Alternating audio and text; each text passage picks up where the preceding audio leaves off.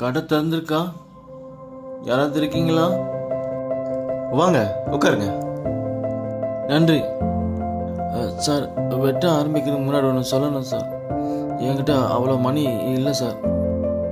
உண்மையிலேயே என்கிட்ட இல்லை சார். எப்படி வெட்டணும்னு சொல்லுங்கள். சொல்லப்போனால் இப்போ இருக்கிற நிலைமையை விட வேறு மாதிரி வெட்டுங்க சார். ஆனால் என்கிட்ட இப்பயும் சொல்கிறேன் சார், பணம் இல்லை. அது பரவாயில்ல. உங்கள் பேர் என்ன? Kelvin sir. கெல்வின், பணத்தை பற்றி கவலை இல்லை, நீங்கள் உட்காருங்க, நான் பார்த்துக்கிறேன்.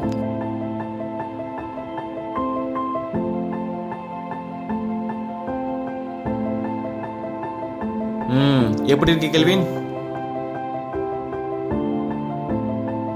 உண்மையை சொல்லணும்னா சார், நான் இப்படி இருப்பேனே மறந்துட்டேன் சார். தேங்க்யூ, ரொம்ப ரொம்ப நன்றி சார். பாருங்க ப்ளீஸ், என்கிட்ட இருக்கிற இந்த பணத்தை வச்சுக்கோங்க சார். நோ, காசை பற்றி கவலை இல்லை. உங்கள் நிலைமையை மாற்றணும்னு நினச்சேன், அவ்வளோதான். ஓ ரியலி? உங்களுக்கு எப்படி நன்றி சொல்லணும்னு எனக்கு தெரியல சார்.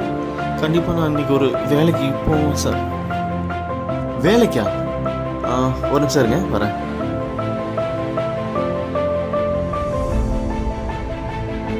இந்த ட்ரெஸ் உங்களுக்கு கரெக்டாக இருக்கும்னு நினைக்கிறேன், கொஞ்சம் அட்ஜஸ்ட் பண்ணிக்கோங்க.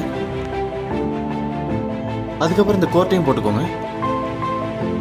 ஓ my God, thank you sir.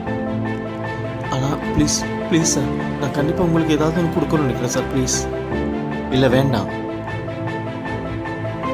Bathroom பின்னாடி இருக்கு, போய் குளிச்சிருங்க.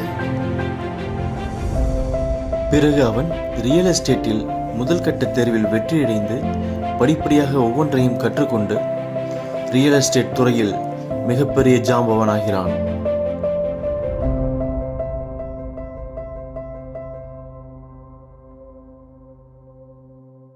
அவன் எடுக்கும் அனைத்து டீல்களையும் வாடிக்கையாளர்களுக்கு சந்தோஷமாக முடித்து வைக்கின்றான். பிறகு அந்த சலூன் கடைக்காரர் இருக்கும் மொத்த பில்டிங்கையும் விலைக்கு வாங்குகிறான், அந்த சலூன் கடையையும் சேர்த்து. 20 வருஷத்துக்கு முன்னாடி நீங்க எனக்கு ஃப்ரீயா ஹேர் கட் பண்ணீங்க.